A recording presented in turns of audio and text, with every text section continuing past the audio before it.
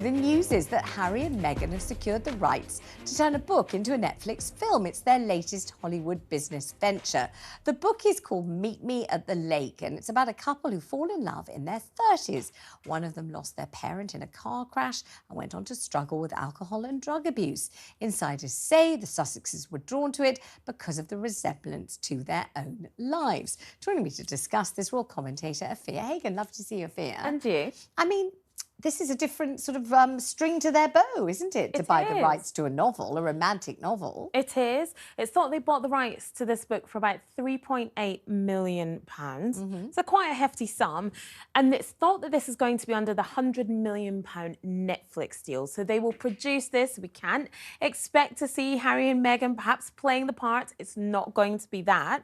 It's going to be the two of them producing. So perhaps involved in casting, in raising more money, and bringing this to life on screen. Now, this kind of thing, Meet Me at the Lake, is perfect for Netflix, whether it's going to be a drama, a 6-part drama, or whether it's going to be a Sunday afternoon film. It's perfect for Netflix. Absolutely right up their street. So it's thought that they are going to be bringing this to life. Now, we do have the Heart of Invictus coming as well.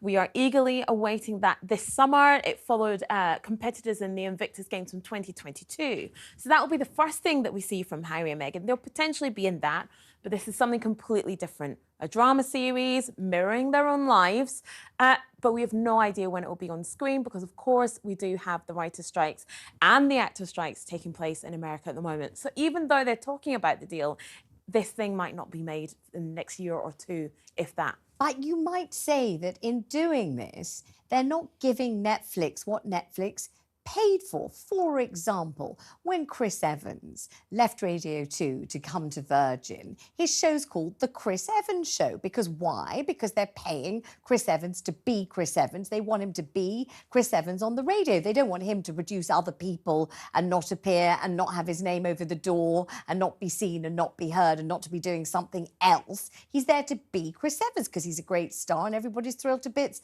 to have him.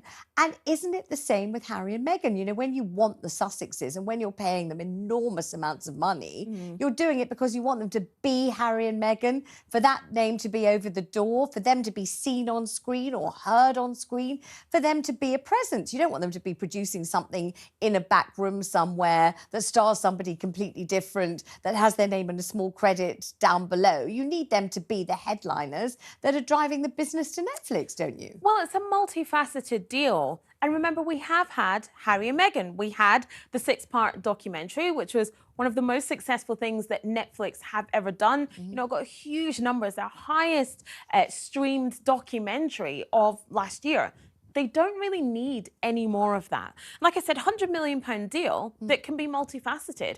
There was at one point going to be a children's animated series that unfortunately has been shelved. So I don't think we necessarily need Harry and Meghan front and centre. And I think that Netflix also recognise that perhaps we don't need their name above everything. We don't need them in everything, but maybe we need a bit of their star power, a bit of their connections and their money, because they're producers as well, to bring something to the table and bring other people together, to be a convener of people, if you will, to get this series off the ground. I don't think we need them in everything, and I think Netflix recognises that as well. On the other hand, this is not their area of expertise, is it? It's not their area of specialism. Meghan's an actress. You know, people think she's quite good. Some people think she's very good.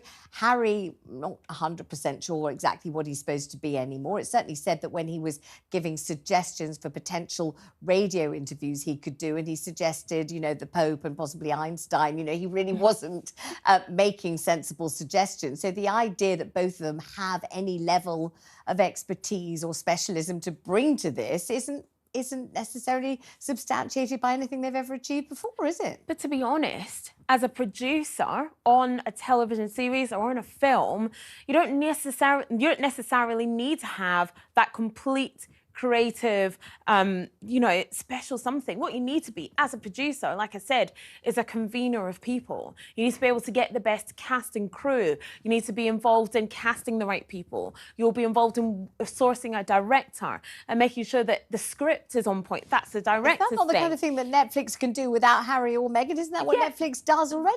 That's true, but then you want to work with other production companies for them to bring you the ideas. So they probably read this book, thought it mirrors our lives, it's something that we can really bring to life, and that's a good hook for Netflix. There's a certain set of people who will absolutely buy into that. There's people that won't, but that's the same for everything.